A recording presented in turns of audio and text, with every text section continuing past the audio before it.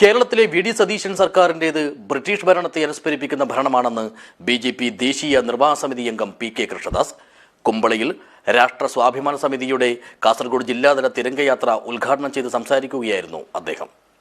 This news sponsored by ഗുണമേന്മയോട് കൂടിയ ഉൽപ്പന്നങ്ങൾ മിതമായ നിരക്കിൽ Sreekrishna hardwares MG road Kasaragod. Jawaharlal നെഹ്റുവും പി.സി. ജോഷിയും മുഹമ്മദ് അലി ജിന്നയുമായിരുന്നു ഭാരത വിഭജനത്തിന് നേതൃത്വം നൽകിയവർ.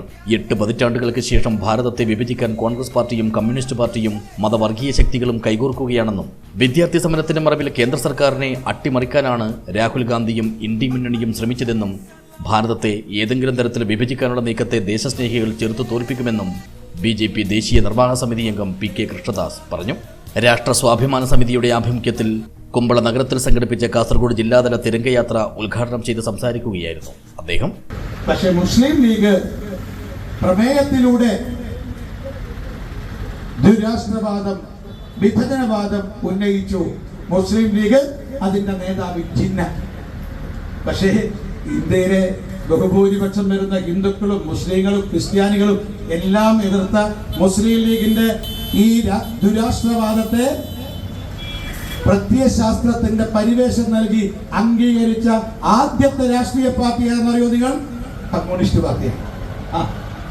കമ്മ്യൂണിസ്റ്റ് പാർട്ടി അവർ പറഞ്ഞു, വെറുതെ പ്രസംഗത്തിലല്ല, അന്നത്തെ കമ്മ്യൂണിസ്റ്റ് പാർട്ടിയുടെ മുഖപത്രമായ പീപ്പിൾസ് വാർ അതിന്റെ എഡിറ്റോറിയലില് അന്നത്തെ സെക്രട്ടറിയായ ജോഷി പേര് വെച്ചെഴുതിയ ലേഖനത്തിൽ പറഞ്ഞു, ഹിന്ദുക്കളിൽ നിന്നും സാമൂഹ്യമായി സാംസ്കാരികമായി വ്യത്യസ്തത പുലർത്തുന്ന മുസ്ലിങ്ങൾക്ക് ഒരു പ്രത്യേകം രാഷ്ട്രം വേണമെന്ന് പറഞ്ഞാൽ എന്റെ പാർട്ടി അതിനെ അനുകൂലിക്കുന്നു എന്നുള്ളതാണ്. അതായത് ജിന്ന പോലും കാണാത്ത ഒരു പ്രത്യയശാസ്ത്രത്തിന്റെ പരിവേഷം നൽകി പാകിസ്ഥാൻ വാദത്തെ, ദുരാഷ്ട്രവാദത്തെ ഔദ്യോഗികമായി അംഗീകരിച്ചത് ആ ഇന്ത്യയിലെ കമ്മ്യൂണിസ്റ്റ് പാർട്ടിയാണ്.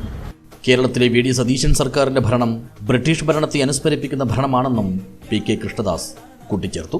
പരിപാടിയിൽ ബി.ജെ.പി. ജില്ലാ പ്രസിഡന്റ് എം.എൽ. അശ്വിനി അധ്യക്ഷത വഹിച്ചു.